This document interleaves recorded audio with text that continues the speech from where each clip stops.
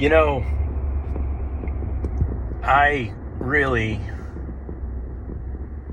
never imagined being that guy. I never imagined being that, see over there where all those houses are being built?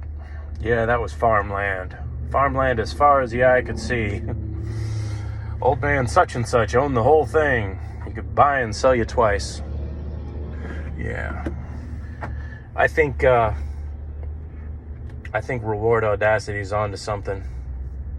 The one thing I found that's been interesting in all this, which it's got to be the Great Reset that we were talking about. I think it was 2 years ago, maybe, or a year ago. I think they hit it. They hit the reset button. I remember the story of actually what caused the Soviet Union to actually fall. According to legend, Boris Yeltsin, who was the premier of the Soviet Union, because whenever you're in charge of a country like the Soviet Union or some weird Eastern European ennemicious country, you're a premier or you're a colonel or some such. But Boris Yeltsin was visiting the United States, and he had reason to go to a random American grocery store. You know what a grocery store is. Supermarket.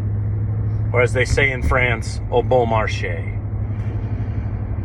When Boris Yeltsin visited this random supermarket that he had a reason to surely believe it wasn't staged, like how they do when people visit their country. Like when somebody visits their country, they could stage a market to where it looked like there was a bunch of things on the shelf and there was ample business and everything going on. Boris Yeltsin visited a random American supermarket. Shelves were full and in abundance. Everything was working.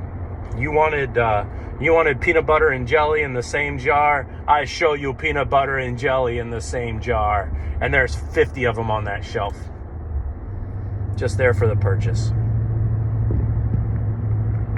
If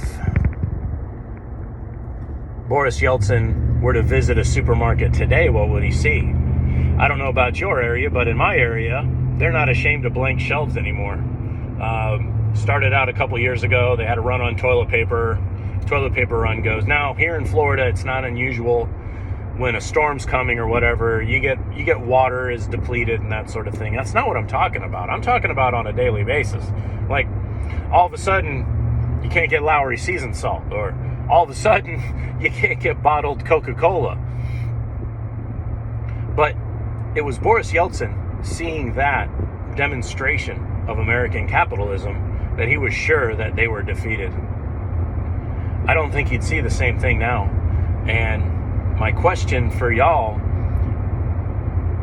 is, seeing these shelves be empty here and there, is that evidence that we no longer have that same system?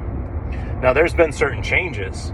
I can tell you from a logistics and a shipping standpoint, we're very big nowadays on what's called just-on-time shipping, because of the way taxes and taxation works is you're taxed by assessed value, and assessed value increases by the amount of products that you have on your property. So, for example, if I had a parts department or if I had a parts inventory at my shop, whenever we're audited, we are valued by whatever items that we have in inventory. So everybody got away from having so many tangible goods in their local warehouse, thus creating this weird supply chain issue. Warehousing, just-on-time shipping, these other places that could either, because of laws, avoid those taxes, or two, move such a volume that it didn't matter. Like they passed through quick. Like, it went from manufacturing to warehouse to warehouse to warehouse to warehouse to end product user without it ever sitting long enough to be taxed. Now, is that the answer? Is that solution? Is that capitalism? Is that communism? I do know one thing. It causes for an untested supply chain. and it causes for it to be a delicate process, especially if we're part of a global economy. We got to wait for stuff to be shipped here from China, and all of a sudden, in some doggone river somewhere, somebody decides to park a barge sideways, and they back up the chain for 2 weeks, and it puts such an interruption in the flow that we have a disaster. Or if they can't make port in a California dock, and it all backs up, or truck drivers can't go to where these shipping containers are making port to haul things off because they didn't get an injection of something because it's California. What do you got? You got a mess. You got a mess on your hands. Whether intentional or through incompetence, it's what we got. And combine that with a predatorial and exploitive political system, and here we are. What's the answer?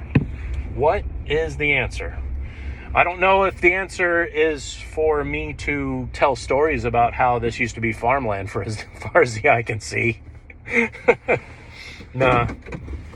I think the answer is to know that, when I was little, when you wanted to make a phone call, it was actually the line that was literally connected to another line that was connected to a little junction line that actually connected to the line of the person that you're talking. We know how the sausage is made. It's not some mystery. I think there's an advantage in that, either in survivability or in our ability to maybe educate if we have the extra energy. But I don't know. A few weeks ago, I bound to determine I was running out of energy. Blood pressure 200 over 125. I put any more energy into it, my daggum eyeball was going to explode. I don't know. Good stuff. Great conversation. And I'm glad and I'm thankful to have people that I can talk to about it. And can't imagine going through it with anybody else. So appreciate all y'all being there. Catch y'all later.